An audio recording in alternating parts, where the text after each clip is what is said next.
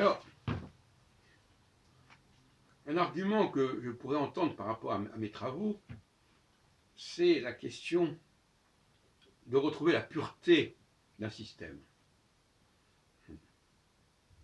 L'autre jour, j'ai interrogé quelqu'un sur la pureté de la langue. Il me dit: ah oui, il y a quelques emprunts, il y a des mots anglais en français, etc.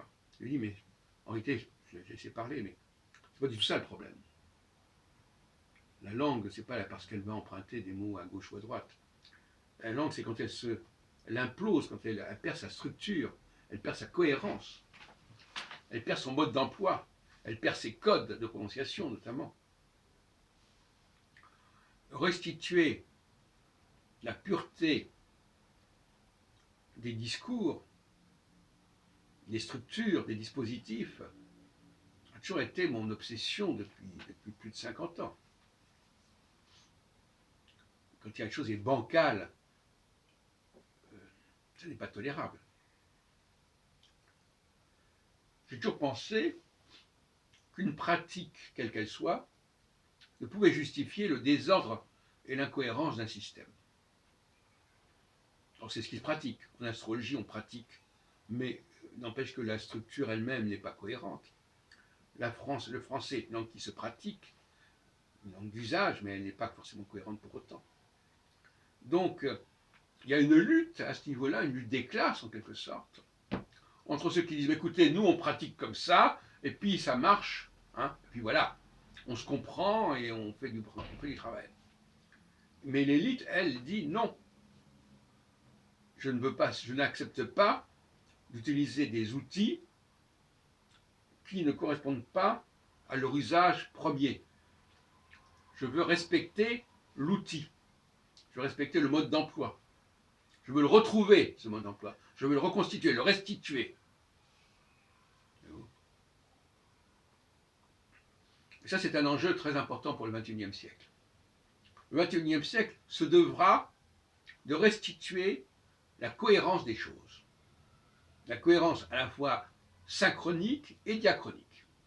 Synchronique parce qu'il faut que chaque chose soit à sa place, mais diachronique aussi parce que le récit de la genèse de ces choses-là doit être reconstitué et restitué et doit remplacer des représentations complètement fallacieuses et surréalistes de l'histoire. Parce qu'il faut faire la part des choses, c'est-à-dire savoir qu'effectivement il y a des mythes qui se sont créés, il y a des mimétismes, il y a des mystifications qui ont faussé notre représentation de l'histoire. Donc il faut corriger les erreurs diachroniques, quand on nous dit ça s'est passé comme ceci, comme ceci, non, ça ne s'est pas passé comme ça. Erreurs synchroniques qui nous disent voilà comment les choses fonctionnent, ben non, ça ne fonctionne pas comme ça. Même si la pratique peut, d'une certaine manière, sauver l'incohérence du dispositif théorique. Parce que, alors pourquoi est-ce que quelque chose qui ne tient pas debout peut fonctionner néanmoins, hein, ce qu'on appelle l'instrumentalisation, aussi bien que l'instrumentalisation ait sa cohérence et sa raison d'être, puisque tout ce que nous, d'une certaine manière, toute la technique, tout l'art relève d'une instrumentalisation, c'est-à-dire de donner à un objet, à un matériau, une dimension qu'il n'avait pas au départ. Mais il faut le dire. Il faut dire qu'il y a eu quelque chose qui a été métamorphosé, qui a été transformé, qui a été recyclé. Ça, c'est entendu. Mais par ailleurs, il est important de restituer le cours des choses. La course des choses, comme disent les Anglais, of course. Et c'est un travail de l'historien de signaler les perturbations, les permutations, soit pour les rejeter, soit pour en prendre connaissance et en prendre conscience. C'est à voir. L'historien donne des éléments de réflexion, on fait avec. Mais dans bien des cas, je pense qu'il est bon que nos sociétés acceptent de repenser leurs pratiques. Par exemple, je suis pour complètement changer la pratique judaïque au niveau religieux. Je suis pour changer complètement la prononciation du français. La question est de savoir si les sociétés du XXIe siècle, la deuxième moitié du XXIe siècle si on veut, seront disposées à faire ce travail de réparation, de tikkun, de restauration,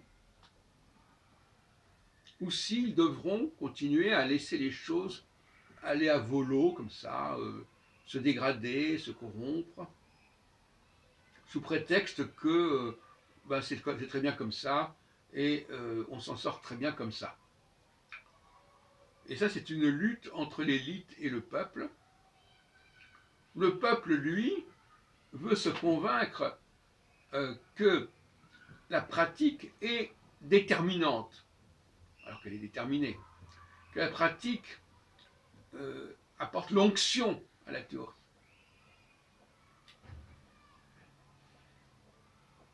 Et je crois que j'ai beaucoup de doutes à ce sujet. Et en ce sens-là, je dirais que je suis cartésien. Comme le disait un de mes amis récemment,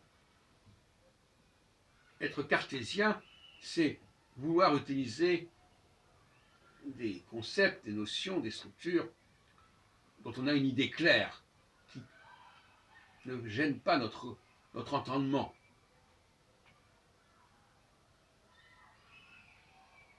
Et ne pas se contenter d'une pratique, quelle qu'elle soit.